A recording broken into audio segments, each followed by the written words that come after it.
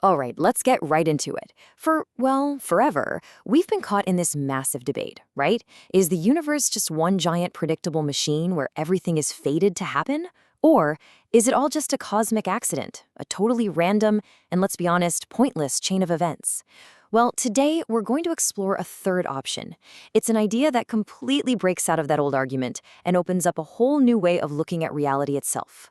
So here's our game plan. First, we're going to look at what's called the two-option trap and see why it's had us stuck for so long. Then, we'll introduce this really powerful third way, self-determination. From there, we'll dig into the engine behind it, a very special kind of feedback, and see how it lets systems literally design themselves. And finally, we'll zoom out and look at the huge implications this has for finding real meaning in the universe. Okay, so let's start with the problem itself. Section 1, the two-option trap. The source material calls this a corrosive dichotomy, and you're about to see why. I mean, this is the big one, isn't it? Is everything that happens, from a star exploding to you watching this, just the inevitable result of some cosmic domino effect set in motion at the Big Bang? Or is it all just noise? A chaotic, meaningless roll of the dice? This one question has shaped so much of how we think about everything. And this slide lays out the two corners we've basically been backed into. On one side, you've got external determinacy. Think of the universe as a giant pool table. The cue ball hits, and every other ball moves exactly according to fixed, predictable laws of physics. Everything is controlled from the outside. On the other side, total randomness. The source calls this a rabbit-out-of-the-hat reality, which is perfect. Things just pop into existence. No cause, no reason, no point. So you're either in a prison of fate or you're in a void of meaning. Not great options. And being forced to pick one of these has had a huge impact. Seriously, if everything is predetermined, well, so much for free will, right? But if everything's random, then our choices don't matter anyway. It's easy to see why the effect has been, as the quote says, corrosive in the extreme. Neither one leaves any real room for us, for purpose, for creativity, for genuine freedom. But what if it's a false choice? What if we've been asking the wrong question all along? This brings us to section 2, a third way, self-determinancy. This is where we break out of that trap. Because maybe the universe isn't a puppet being controlled by external laws, and maybe it's not just a cosmic accident either. The core idea here is that there's another possibility, a third way for something to exist. And here it is. It's called self-determination. Just think about that name for a second. It's a way for a system to be its own cause. It's a system that figures out its own rules, creates its own properties, and drives its own evolution all from within. It doesn't need an external programmer, and it doesn't need a random fluke to get started. This visual makes it so clear. Okay, look at external determinacy. An arrow comes from the outside and points in. Simple cause and effect. Then you have randomness. No arrows at all. Nothing is causing anything. But then look at self-determinacy. See that looping arrow? That's the whole idea. It's a system that is constantly acting on itself, creating its own closed causal loop. It is both the artist and the clay. Now, that looping arrow obviously suggests some kind of feedback loop. But, and this is important, it's not the kind of feedback we usually talk about. So let's get into the engine of this thing. Section 3, beyond ordinary feedback. When we hear feedback, we probably think of a thermostat, right? It gets input, the temperature, and reacts based on rules that are already programmed into it. But how can you have feedback when there are no rules to begin with? When there's no system, no sensors, nothing? And this slide shows us the crucial difference.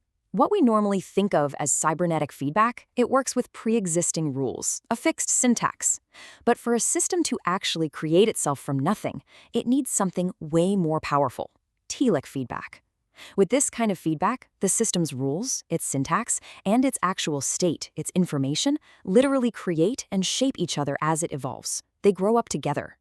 The source calls this an ontological feedback process. Now, ontological is just a fancy word that relates to the very nature of being, of existence itself. So this isn't just about a system processing information. This is about a system building its own existence. Telic feedback is the process that allows a system's rules and its actual substance to literally pull themselves up into existence by their own bootstraps. So, how on earth does something actually design itself? This is where things get really, really cool. Let's dig into how telic feedback actually works. Section 4, systems designing themselves. All right, so how does this actually happen? Telic feedback has a few key ingredients. First, there's generalized utility. You can think of this as a goal the system sets for itself. Maybe that goal is stability, maybe it's complexity, and it works to get better at it. Then there's mutual refinement. This just means the system's laws and what it's made of aren't separate things. They're in this constant dance, creating and improving each other. Now, these next two are mind benders. Atemporal communication suggests that the system's past and its potential futures are somehow talking to each other. This leads to the real kicker, retroactive self-configuration. In a way, the system can look ahead at possible versions of itself and then configure its present self to aim for the best one. It's not just reacting to the past, it's being pulled forward by its own future. The best way to think about this is that the system is proto-computational. I mean, just let that sink in. It isn't just running software someone else wrote. It is designing its own operating system while it's running. It is writing the fundamental code of its own existence on the fly. So, a system that writes its own rules. Okay, what does that mean for, well, everything? Let's zoom all the way out. Section 5, a universe with meaning. And here we go. This is the ultimate payoff of this whole idea.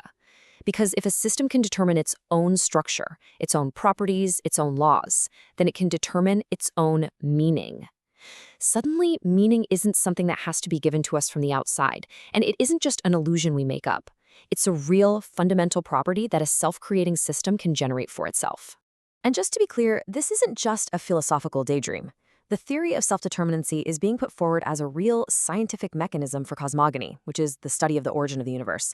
It suggests a natural kind of purpose, or teleology, where our universe literally evolved towards its own self-defined goals, creating the very laws of physics as part of that process. Which leaves us with this final, absolutely massive thought. We tend to think of ourselves as players in a game, following the rules of the universe. But if this theory is right, the universe itself is the game designer, writing those rules as it goes. So the real question becomes, if the universe writes its own rules, what does that mean for ours?